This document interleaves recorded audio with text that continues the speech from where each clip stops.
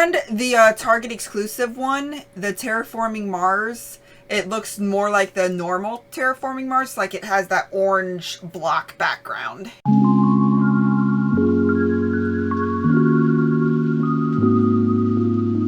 Hey everyone, we are LDG. I am Brooks. I'm Kitty. And I am Lizzy. Just a bunch of aliens here. Going to do an unboxing of Terraforming Mars Ares Expedition, and we are going to be doing the Kickstarter version because that's the version that I got. It's the version that I backed. Let's dive in. Okay. So yep, you saw that sticker saying Kickstarter, and then there's a Kickstarter edition on the back that's actually on the box. Yeah. And I will note that I'm probably still going to put them the wrong way because I just changed the way of the camera. But the rulebook is good, very detailed, so goes through everything, and then you have a nice quick start guide for when you know the game. And these are the recessed boards, and they're nice and thick right there. Nice. And, dual layered, so, original Terraforming Mars, that was like the biggest thing that was upgraded were those boards. Yeah. This one, they're like, okay, well, in the Kickstarter version, you're going to get those boards. Target version is just a thin piece of paper, one layer. Crap. Oh, stop it.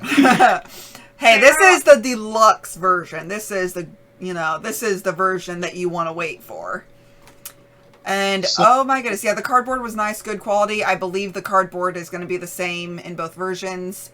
We'll pause it for a second so we can address the both versions thing. Because I just think it's kind of cool that, like, in 2021, like, we can get a game like Terraforming Mars, like, at a Target. Like, who knew that would ever happen, right? I definitely agree. Although the Target version is definitely a subpar version, like with the dual layer boards. I mean, all the card quality is the same, and it has all the same game components. Like, it's all, you get most of the same. You do have one pack of cards that you get with Kickstarter, but it's nothing life-altering. I know a lot of people were kind of upset that the Target version came out, what was it, a week before? Yeah, I got my Kickstarter version. I'm a normal backer, not a media backer. We started this after, so, I mean, I got it 6 days after it hit Target stores. So, I mean, they tried very hard to get it to backers. It's just, Target's also was a financial contributor to them during the campaign or during their development process.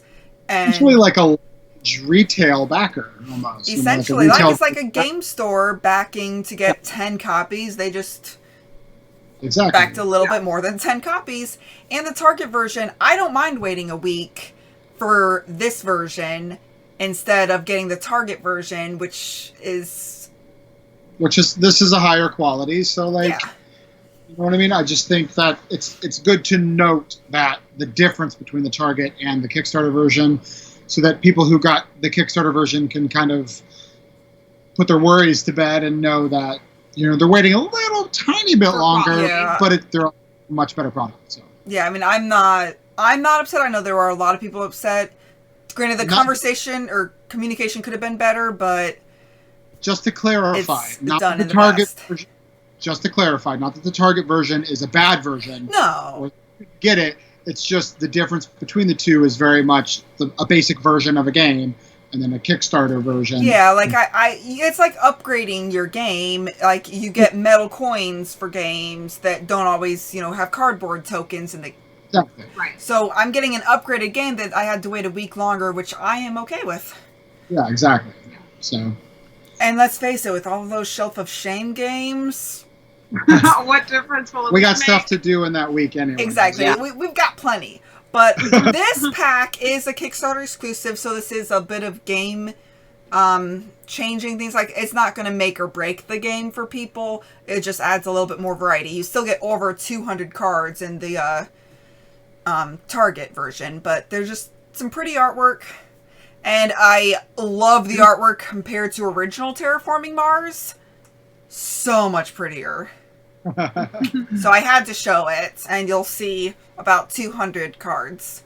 Now, we've never actually played Terraforming Mars, so I know, for shame. for other people, I know what it's about, but for other people who haven't played the game, what does this bring to it that the base doesn't have? Well, this is not an expansion. This is a standalone game. This is the card game version that kind of takes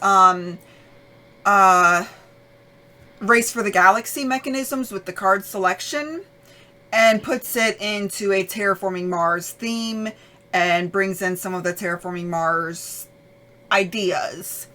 Gotcha. But what you're trying to do is you're trying to increase the temperature, increase the oxygen, and increase the water on Mars so that it can sustain life. That's the whole premise of the game.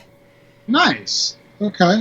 Yeah, and these are player references, and those, what I just pulled off, are dividers that you can put in the box, so that way you could easily see the project cards versus... Because you start with a corporation, which helps you during the game, which came in the Prelude expansion for normal Terraforming Mars. These are the cards that you can select to determine which one you want to activate. These are starting corporations that give you asymmetrical powers, essentially. And then these are the project cards that you can get throughout the game. And we're going to be going through a few of those, because I showed every last one of them. Phobolog sounds like a very... Disease. strange company. Yeah. They're all pretty strange. I mean, they're all really nice. Like you're creating phobias. Yeah. But, oh god, the artwork is just... The Terraforming Mars artwork is subpar, pretty much. It's pretty much the standard opinion. A little more subdued, right? It's pretty kind of more on the bland side. Yeah, it's very... It's just... It's not as good as this. This is just stellar. Like, this is new age Terraforming Mars versus we were trying to go during the Stone Age with the other Terraforming Mars. And I feel like, sorry, the game company just slipped my mind. It starts with an S. Stronghold. We just did played a Stonemaier game, so that's what was in my head. I was like, I can think about a Stonemaier. Thank you, Stronghold. They are occasionally hit or miss with their artwork, but they usually have pretty solid mechanisms.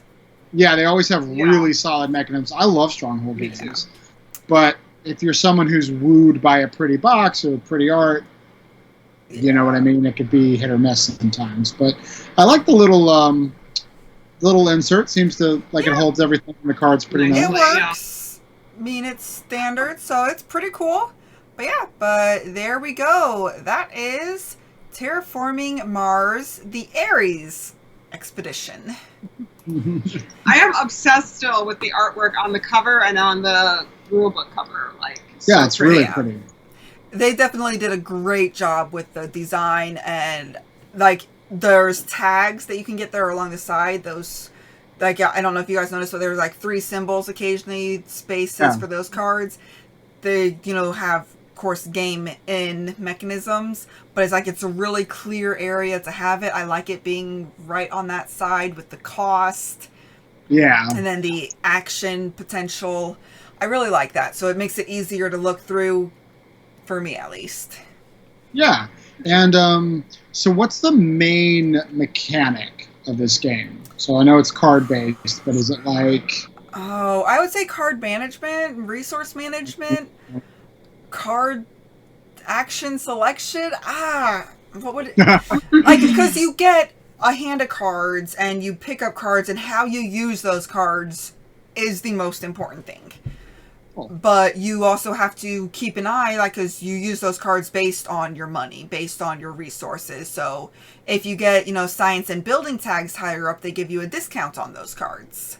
So how do you think it will translate to remote play without having a copy? I think it's going to be a harder one for remote play without a copy, simply because there's a lot of text on some of the cards. Yeah. But with all the pertinent information being on one side... once you see the text on the middle, or on those just... I'm going to grab a card really quick. So, once you see the text in this one specific area on the card, like with the picture, because there's a lot of text right there. Yeah. But that is summarized right there. Gotcha. So once you get used to that and being able to understand what these are, then you'd be able to pretty much be able to play without having to rely on that so much.